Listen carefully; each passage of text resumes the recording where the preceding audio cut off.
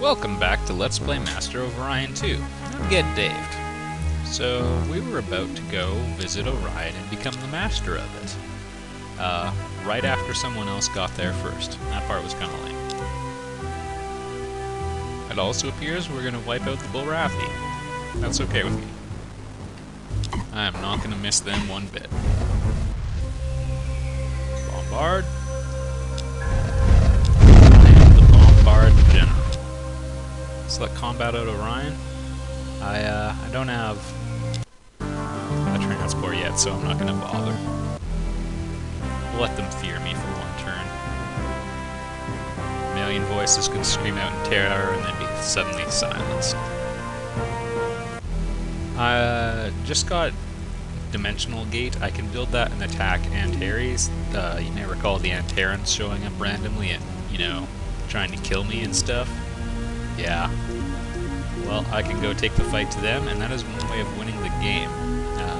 It's also not that hard, but I want to show you a couple other things first. We're going to go on a journey of knowledge first. You're welcome. This place is ready to rumble, so you're research colonies now.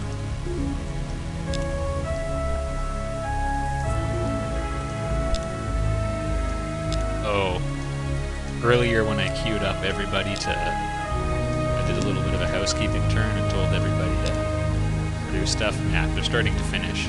So my research is about to shoot through the roof. It's already pretty high. 4,500, that ain't bad. But it goes higher. I'm going to keep pushing through the physics tree because I want to have something called... Well, we've got the disruptor cannon. I want to get it smaller, and I want to get it so I can use the auto-fire upgrade. Because that is the best weapon in the game. And people who tell you otherwise are, I believe, wrong.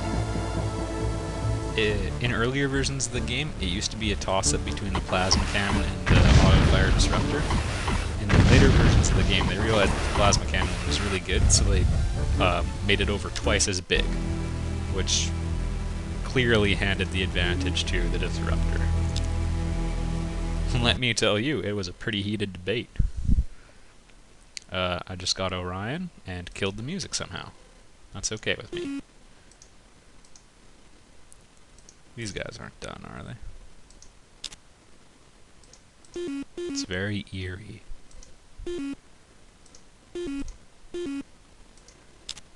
Ba-doop. You can hear the clicking noises for once. I think it really emphasizes the sci-fi nature of the game. These guys are done. I think I'm going to fire Uru, actually. Now, even though this planet is populated by dirty Mechlars, I'm going to let them keep it because they're more productive than my people. I think, anyway. I have a very slight advantage. I'm actually going to switch this with the deep core mine, because I want Orion to finish up relatively quickly. So, we'll buy it for them. That'll be a good production boost.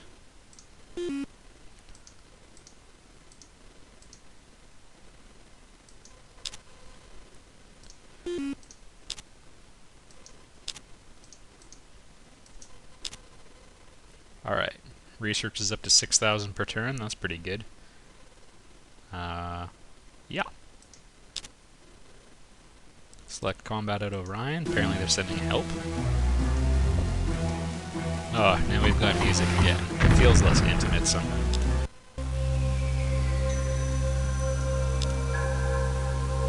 Select combat at Thog. I have no quarrel with you. Hyperspace communications, more command points, and you can reach farther. Like ships traveling through hyperspace, you can reverse their direction and change their course and stuff if they're farther away. These are weapons that never miss. That part's nice, but they're freaking huge. Sensors make your missiles more accurate.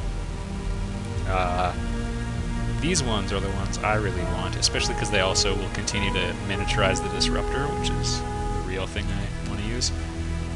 Stargates let you instantly travel from one colony to another for free. You don't have to build them like in Orion 1.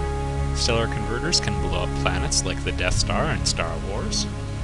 And the Time Warp Facilitator is the cheapest system in the game. I'm not going to use it much, but we'll talk about it.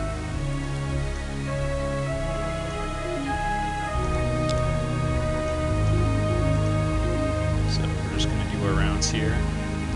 This is around where the micromanaging starts to get a little annoying. Because, seriously, I don't really care what you do, but the auto-build feature is ridiculous, so you can't really rely on it.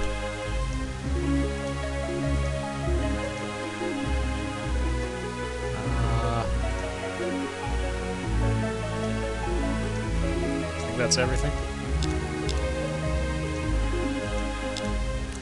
And this place has unreal production. 1,714. That is astronomical. I don't know if I've ever seen it go that high, actually. Anyway, they'll be producing Titans in one turn for a while yet. I actually might just research the next largest class, which is a Doom Star, not to be confused with the Death Star, which is 100% unrelated from a legal perspective. Alright.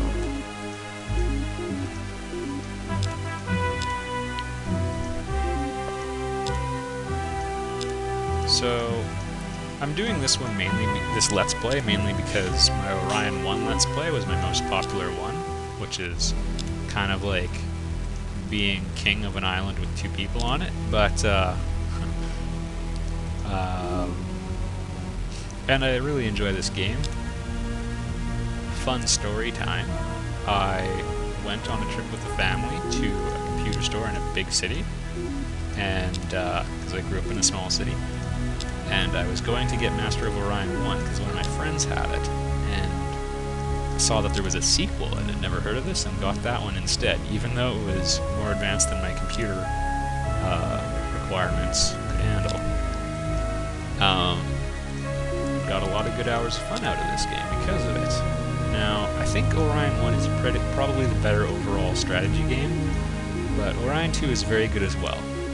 And Orion 3 is kind of a disgrace. It's like filing your taxes, but without the possibility of getting money. Because you know how sometimes you get a little bit of money back? Yeah, Orion's like that, but without that happening. You just pay for it. Yeah, you're kind of...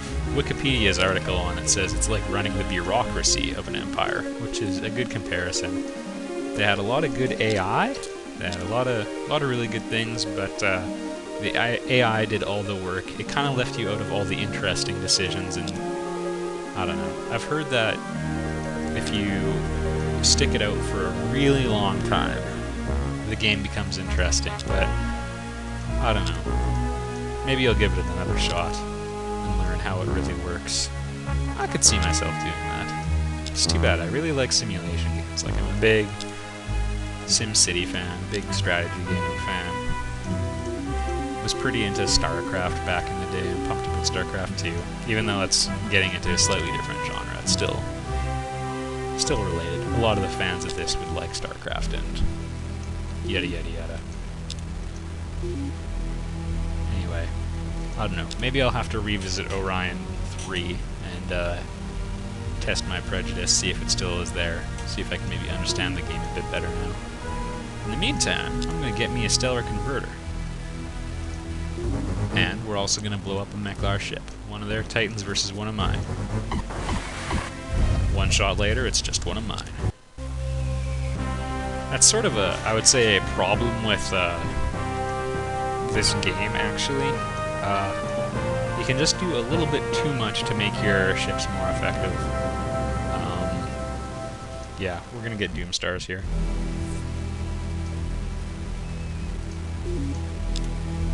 Stellar converters? Alright, we're going to talk about those more later, but they're awesome. You can mount one on a ship. They do 1,600 damage spread out over all 4 shield arcs, which is pretty good. But I'll probably have to cut this into 2 videos, but we're going to build us a Doomstar. And we want this thing to be able to take a fair bit of punishment, so we're putting on all the good stuff. Structural analyzer, and actually, I don't think I'm going to put on heavy armor. Let's just let this thing fend for itself, and if it doesn't deserve to exist, it won't. So, put on some auto-fire disruptors. They're freaking huge, so we won't be able to get very many of them on.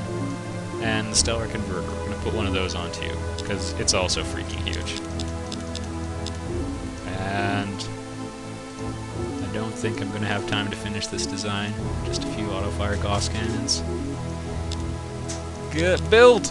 I'll see you next time!